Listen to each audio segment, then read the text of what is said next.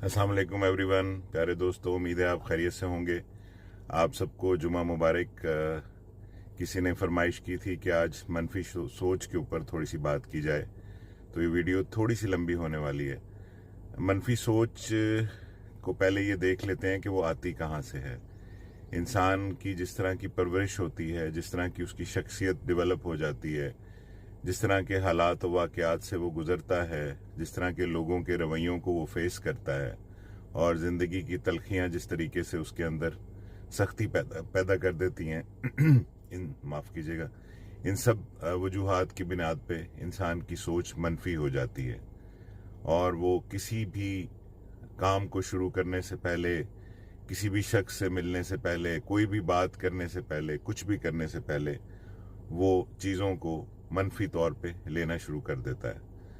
तो इस तमाम वजूहात की बुनियाद पे मनफी सोच डेवलप हो जाती है। अब जैसे बड़े बुजुर्ग कहते हैं कि मनफी सोच और पाँव की मोच इंसान को आगे नहीं बढ़ने देती। तो पाँव की मोच तो बहुत जल्दी ठीक हो जाती है, मनफी सोच को ठीक होने में थोड़ा सा वक्त लगता है। अब ज़रा 4-5 चीज़ें देखते हैं जिनकी वजह से हमारी मनफी सोच मुस्बत सोच में तब्दील हो सकती है। देखिए दोस्तों, हर दिन एक नया दिन होता है, उसको नए दिन के सूरत में सेलिब्रेट करना चाहिए। और अगर हमारा पिछला दिन बुरा गुजरा है तो अब ये हरगिज़ मत सोचें कि आज का दिन भी बुरा गुजरेगा।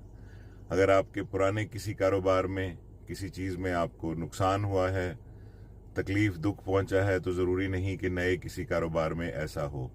अगर पुराने किसी दोस्त ने, रिश्तेदार ने आपको डिच किया है, आपके साथ बेवफाई की है, आपके साथ गद्दारी की है, तो इसका मतलब हरगिज़ ये नहीं कि आप जो भी नया दोस्त बनाएं वो भी ऐसा ही हो।